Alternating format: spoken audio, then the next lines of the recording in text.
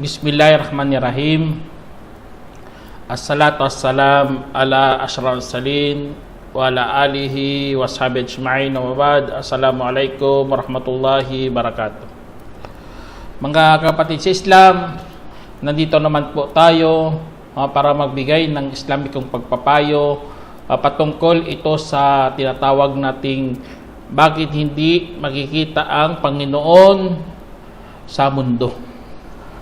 Opo, ang Allah subhanahu wa ta'ala ay makapangyarihan sa lahat. Kaya tayo naniniwala na meron talagang manlalalang dito sa mundo. Ngunit ang iba, hindi talaga naniniwala. Lalo na mga ateista, hindi sila naniniwala na merong Diyos. Bagkus, meron may nagsabi, kung si Allah ay umiiral, bakit hindi natin makikita? Oo, hindi natin makikita si Allah. Ngunit, makikita natin ang kanyang bakas. Tulad rin kapatid sa kuryente, na hindi natin nakikita, ngunit nandyan lang yan, nangungurinti. Kaya, gano'n na gano'n din mga kapatid, ang Allah subhanahu wa ta'ala. Ang kanyang bakas na iniwan dito sa mundo, nagpapahiwatig na mayroong Allah. Ngunit hindi pa natin yan matatanaw. Kasi nga, marupok o kaya mahina pa ang ating mga mata. Hindi nga kayang tumingin sa malayo. O kaya hindi makakita kung nasa likod ng pader. Kaya ganun ang pagkalikha ng Allah sa atin.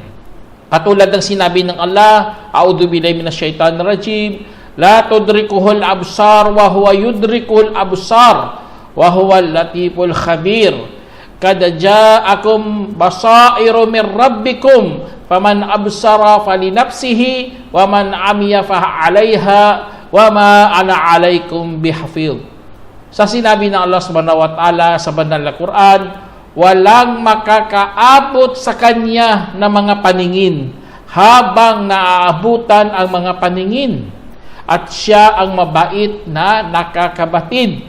Talagang dumating sa inyo mula ang mga kaliwanagan mula sa inyong Panginoon. Kaya ang sino mang nakakita kung gayon ay para sa kanyang sarili. At ang sino mang nabulag ay laban sa kanya at hindi ako tagapangalaga hinggil sa inyo. Kaya, dyan sa sinabi ng Allah subhanahu wa ta'ala, napakalinaw pala mga kapatid, ang mga binigay ng Allah subhanahu wa ta'ala na bakas. Kung ikaw nakakita, ibig sabihin, pasalamat ka kasi nga pupunta rin pala yan sa iyo. Kasi nga, magkakaroon ka ng gantimpala, nagkakaroon ka ng ugnayan, nagkakaroon ka ng pagmamahal at pag-asa at pagkatakot kasi nga nakita mo ang bakas ng Allah subhanahu wa ta'ala sa mundo. Nakita mo sa kanyang mga patunay, nakita mo sa kanyang maliwanag na mga patunay na merong tagapaglikha. Ngunit kung ikaw, isa sa mga tumakwil, ay nabulag ka sa katotohanan. Kaya binigyan tayo ng Allah subhanahu wa ta'ala ng unawa para ating gagamitin ito mga kapatid, ang ating unawa. Kaya ang pag-unawa, yan ang ipinagkaloob ng Allah sa halip sa paningin. Kasi ganun ang Allah subhanahu wa ta'ala, gusto niya unawain mo. Hindi siya nagpapakita din sa mundo kasi nga gusto niya uunawain mo kapatid. Kahit hindi mo siya makita, napakalinaw naman, mayroon siyang mga bakas at gamitin mo ang iyong pag-iisip. Para makilala mo si Allah subhanahu wa ta'ala, binigyan ka pa ng konsyensya para maramdaman mo talaga na mayroong tagapaglikha. Meron ding ibinabang mga kasulatan, Quran o ano pa dyan, mga nauna pa. Bilang mga palatandaan sa pagkilala sa Diyos. Kaya hindi lamang ang mata ang kailangan para makita mo ang Allah. Kailangan mo rin ang kaalaman at ang puso mo, kapatid. Kaya lahat ito, inuna kasi yan ng Allah subhanahu wa ta'ala ang pananampalataya bilang pagsubok po, kapatid. Dapat maniniwala ka talaga kay Allah. Sa al-ghaib, ibig sabihin sa ligid, bago ang pagsasaksi. Kasi iba na yun ang pananampalataya, tapos nasaksihan mo eh. Alam naman natin, mas malakas ang pagsasaksi kasi nakita mo yan eh. Pero hindi, tinago muna ng Allah kasi gusto niya maramdaman mo ang pananampalataya. Doon ka susubukan ng Allah subhanahu wa ta'ala. Katulad ng sinabi ng Allah, alladhina yu'minuna bil ghaibi wa yuqimus salata wa mimma razaqnahum yunfikun. Na sinabi ng Allah, mga yaong naniniwala sa ligid at itinatayo ang pagdarasal at ang anumang ipinagkaloob namin sa kanila ay kanila itong ipinangkagawang gawa. Kaya pinangkagawang gawa mo, mga kapatid, pinapakita mo lang na ikaw na kailangan maniwala ka muna, lalo na kay Allah subhanahu wa ta'ala. Kaya kahit sa ibang talata, mga kapatid, pinapauna talaga ng Allah subhanahu wa ta'ala ang pananampalataya bago ang pagsasaksi. Katulad ng sinabi ng Allah, kalla law ta'lamuna ilmal yakin latarawunnal jahim thumma latarawunnaha aynal yakin. Katulad ng sinabi ng Allah, aba hindi, kung nalalaman lang ninyo sa kaalaman ng may katiyakan, sadyang makikita rin ninyo ang impyerno. At pagkatapos ay talagang makikita rin ninyo ito sa mata ng may katiyakan. Tignan nyo, gano'n na gano'n pagkasabi ng Allah. Inuna niya muna ang ilmal yakin, ang kaalaman ng may katiyakan. Alam mo na, dito sa mundo yan, pinapahiwatig dito sa mundo, dapat alam mo yan na mayroong katiyakan. Kasi nga sa pagdating mo doon sa araw ng paghukom, makikita mo na talaga sa pamamagitan ng iyong mga mata. Makikita mo si Allah doon. Tapos ano pang pinakamalakas na, pinakamataas na katiyakan, mga kapatid, na tinatawag nating yakin? Ang haqqul yakin. Katulad ng sinabi ng Allah, inna hada lahuwal haqqul yakin. Ito nga ang talagang totoong may katiyakan. Totoo na talaga eh. Kasi nga, involved na dito ang puso eh. Nasaksihan mo na, natutunan mo na, nasaksihan mo pa, pati na yan sa puso, kaya hindi kaya idinayan ang tinatawag natin haqqul yakin. Totoong may katiyakan na kasi yan eh. Kaya lahat ito, mga kapatid, ang Allah subhanahu wa ta'ala, gusto niya tayo dumaan tayo sa ganitong mga katiyakan. Sa ilmul yakin, sa ainul yakin, at sa haqqul yakin. Dapat daanan natin lahat ito, hindi walang shortcut doon.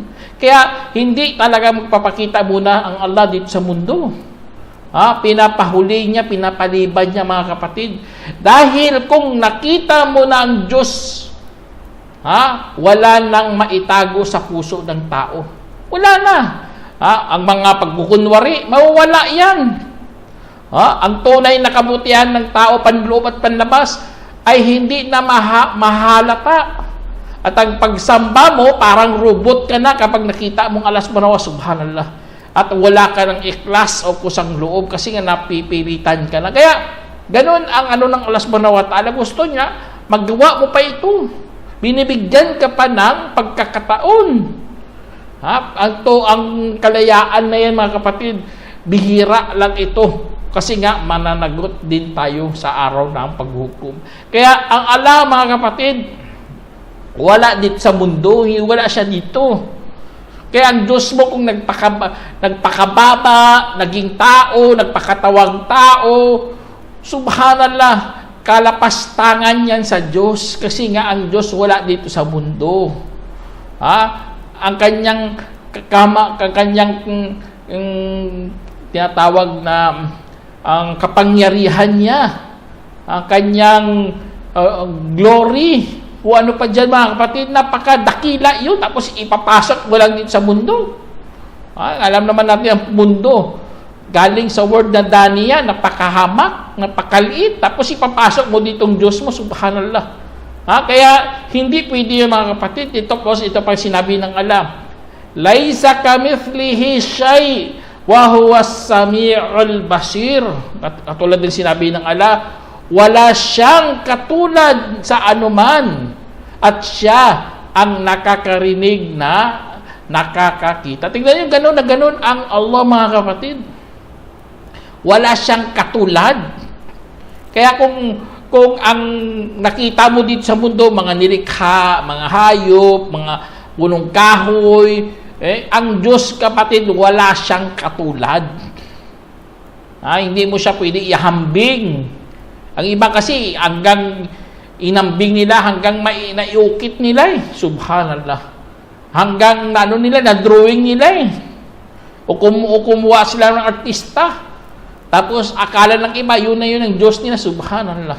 Kaya, napakalaking kasi ang tao, mga kapatid, limitado tayo Ang Diyos hindi yan limitado. Para makita lang ng tao, kailangan may hugis, kailangan may kulay, laki, espasyo, direction, oras, ano pa dyan.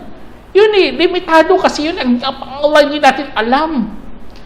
Kasi nga hindi nga siya limitado. Kaya, ngunit, pinaano niya ng Allah subhanahu wa ta'ala, pinapaalam sa atin yan. May Quran, may hadith, kung anong kanyang katangian, anong kanyang mga pangalan. Kasi nga Allah subhanahu wa ta'ala, siya po ang kataas-taasan. Katulad ng sinabi ng Allah, Inna Allaha kana aliyan kabira. Sabi ng Allah, tunay na si Allah ang naging kataas-taasan na dakila. Kaya kaluwalhatian sa Diyos mga kapatid. Ang kanyang luwalhati ay napakadakila. Kaya hindi talaga siya nababagay sa mundong ito. Hindi siya bagay dito sa mundo natin. Tapos sa'yo, sabihin mo, ang Diyos bumaba, nagpakatawag tao, subhanallah. Hindi po yan totoo. Hindi mo pwede sukatin ang Diyos sa pamagitan ng 5 mong pandama. O kaya ginatawag nating sentido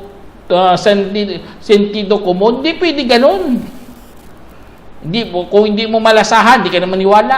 Kung hindi mo makita, hindi ka naman niwala. Kung hindi mo siya mahawakan, hindi ka naman niwala. Hindi mo siya maamoy, hindi mo malasahan, subhanallah. Hindi ganun, walang sukatan na ganun kapatid. Ang Allah subhanahu wa ta'ala, maluwalhati sa lahat. Kaya hindi mo talaga makikita ang Allah dito sa mundo mga kapatid. Dahil merong pagsubok. Sinusubukan talaga tayo kat pipiliin ito ng tao kung maniwala siya o kaya tatakwil. Binibigyan po tayo ng kalayaan sa pagpili dito sa mundo, upang managot tayo mga kapatid at bigyan ng halaga ang ating pipiliin. Kaya ganun na ganun ang kaloob ng Allah. Binigyan talaga tayo ng kalayaan sa pagpili. Kaya managot ka sa kung ano ang iyong pinili. Sana piliin natin kapatid ang paniniwala. Lalo na paniniwala sa ligid. Kahit di natin nakikita ang Allah, ay tayo naniniwala. At ang Allah subhanahu wa ta'ala, kung hindi niya kinakausap ang tao mga kapatid, direct kaagad sa mukha niya. Hindi siya ganun mga kapatid. Ang Diyos magpapakita. Hindi, walang ganun. Sa araw kasi na paghukom, bibigyan tayo ng ibang pangkatawan dito sa mundo. Hindi pa yun. Pati nga mga propeta, hindi nga nakausap sa Diyos. Harap-harapan. Katulad ng sinabi ng Allah subhanahu wa ta'ala, وَمَا كَانَ لِبَشَرِ أَن يُكَلِّمَهُ اللَّهُ إِلَّا وَحْيًا أَوْ مِنْ وَرَاءِ حِجَابٍ أَوْ يُرْسِلَ رَسُولًا Fa'uhiya biidnihi ma yasha innahu alimun hakim. Sinabi ng Allah subhanahu wa ta'ala, hindi maaari para sa tao na makikipag-usap sa kanya ang Allah maliban sa kapahayagan. Tignan yung unang kapahayagan. Hindi direct talagang Allah subhanahu wa ta'ala. Ano pa? O mula sa likod ng harang. Tignan yung may harang pala. Alam naman natin ang harang ng Allah, yun ang kanyang liwanag. Hindi siya nagpapakita. Kaya kung sabi mo, Diyos mo nakita mo sa panaginip, ikaw ay kabilang sa mga mapagbulaan. Kasi nga, napakalinaw Quran, walang makakita dito. Kahit propeta nga, hindi nakakita. O magpapadala siya ng mensahero at saka pahahayagan siya na may kanyang kapahintulutan ayon sa ninanais niya. Tiyak na siya ang katastaasan na marunong. Kaya, ang mga tao, dito tayo bilang kasali sa mga tao, sa katauhan, pinapadalahan tayo ng mga mensahero. Hindi tayo, bawat isa tayo makakapag-usap sa Diyos. Walang ganun. O kaya, ipapasok mong Diyos mo sa puso mo, subhanallah, napakalaking kasinungalingan yan. Sabihin mo ang Diyos sa heart ko, subhanallah. Napakadakila ng Diyos, tapos ipapasok. Si Musa nga humiling kay Allah, makita kita.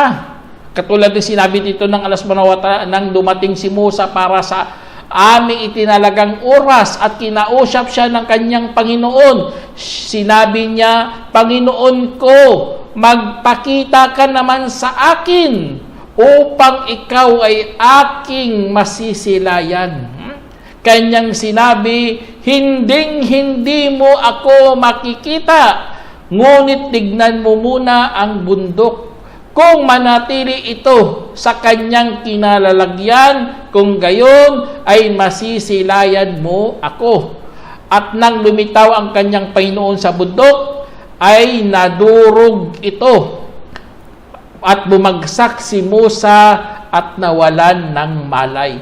Kaya nang gumising siya, sinabi niya, kaluwalhatian sa iyo, nagbalik loob na po ako sa iyo at ako ay una sa mga mananampalatay. Kaya tingnan nyo, ganun ang nangyari kay Musa.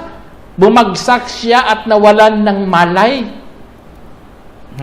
Kasi nga, ibig pato, ano dito mga kapatid, ang katawan ng tao kasi sa panahon natin ay mayroong hangganan.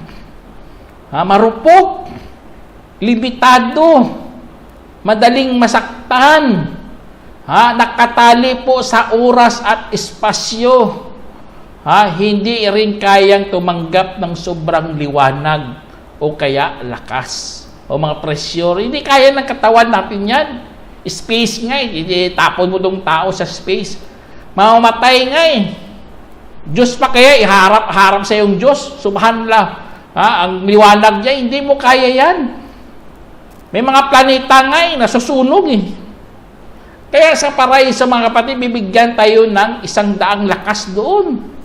Lakas sa pagkain, sa pag-inom, makipagtalik, at pagnanasa. Kasi nga gusto ng Allah subhanahu wa ta'ala, bibigyan ka ng lakas para makita mo o kaya mong manatili doon sa paraiso. Kasi ang Allah nandoon makikita mong Allah. Kung wala kang ganong 100 lakas mga kapatid, ay talagang ikaw ay marurupok. Kaya mga kapatid, masusunog lang lahat. Masusunog kapag ang Allah subhanahu wa ta'ala magpakita, katulad dito sa hadith na inulat ni Abu Musa na tumayo sa amin ng mensahero sallallahu alaihi wasallam na may 5 kataga. Kanyang sinabi, katotohanan si Allah ay hindi natutulog at hindi karapat-dapat para sa kanya na matutulog. Binababa niya ang timbangan at umaangat tungo sa kanyang mga gawain sa gabi bago ang gawain sa mga umaga. At ang gawain sa umaga bago ang gawain sa gabi. At ang kanyang lambong ay liwanag. Tingnan, lambong o kanyang hijab ay ang liwanag. Kung aalisin niya ay talagang masunog ang mga kaluluwa masusunog ng kaluwalhatian ng kanyang muka ang anumang naabot ng kanyang paningin sa kanyang nilikha. Isinalaysay ni Ibn Majah at itinama ni Albani. Kaya wala, masusunog tayo mga kapatid. Kaya ang liwanag ng Allah subhanahu wa ta'ala, napakatindi. Ang earth ang earth, di ba, ang sun, mayroong mga may ray siya, sun ray. O kaya, sinag ng araw. Kung wala ngang atmosphere, subhanallah, masisira din tutuyo ang tubig, wala na mga pananim, madali masunog mga tao, pati mga hayop. Kaya ang Allah subhanahu wa ta'ala naglagay ng atmosphere bilang proteksyon. Paano na kaya ang liwanag ng may kapal? Subhanallah. Ang liwanag ng may kapal, mas matindi pa dyan. Kasi masusunog nga eh. May mga planeta nga, nakita sa mga binuntahan nilang yung tinatawag nating Mercury. At alam naman nating Mercury yun ang pinakaunang planeta doon sa solar system na malapit sa sun. Nakita niya ang surface. Subhanallah, natutunaw mga kapatid. Wala kang matatanaw doon. Natutunaw. Kaya gano'n na gano'n ang mga kapatid, nalulusaw doon. Wala kang makikita mga hayop, wala kang makikita mga puno, kasi nga sobrang init. Kaya sinag ng Allah subhanahu wa ta'ala mga kapatid. At alam naman natin, tignan nyo, ang Allah subhanahu wa ta'ala, ang sinag niya, ang kanyang liwanag, nuros samawati wal ard. Ang liwanag niya, liwanag ng langit at lupa. Subhanallah.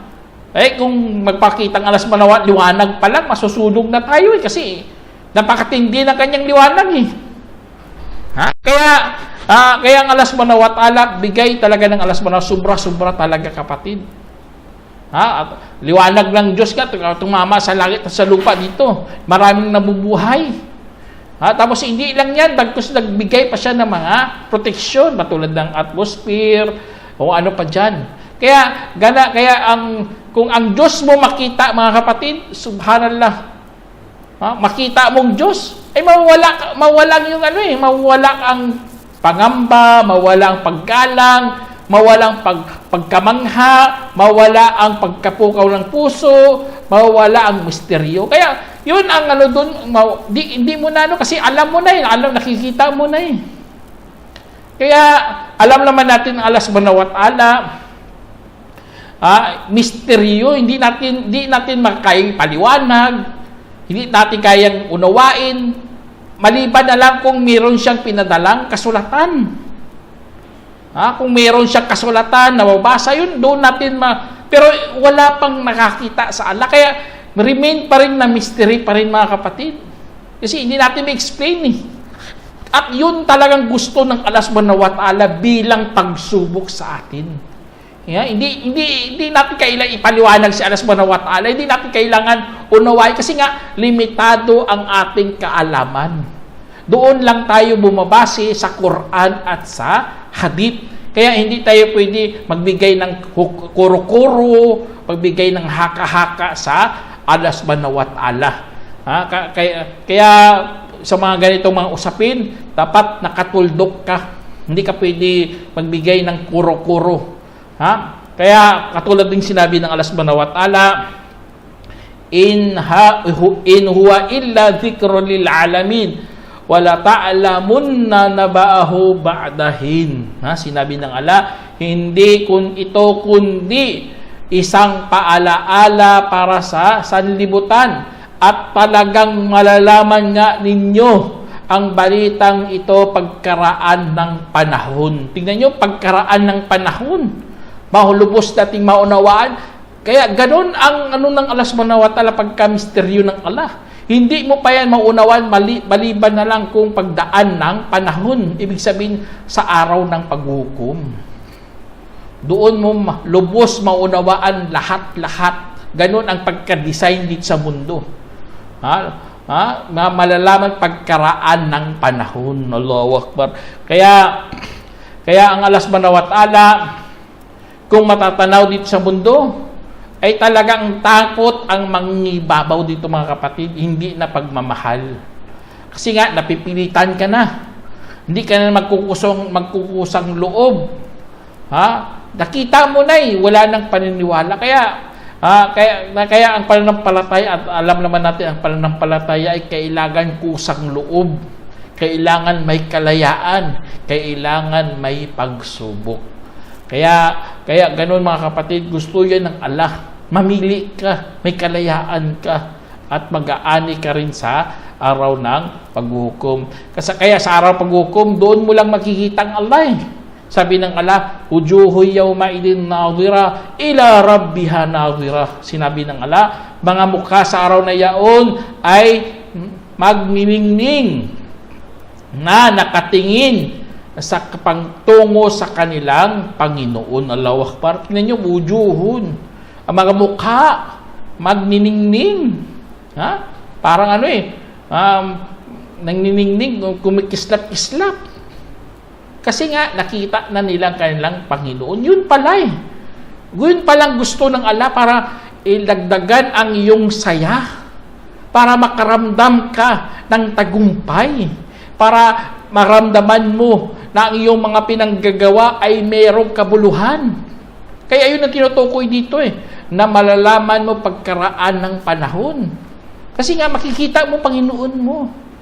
Akala mo misteryo, missing mystery. Hindi na maging mystery kasi nakita mo na. At maging sobrang saya. Kaya mapalad ang mga taong matiisin. Mapalad ang mga taong naniwala kahit hindi pa nila nakita ang Allah subhanahu wa ta'ala.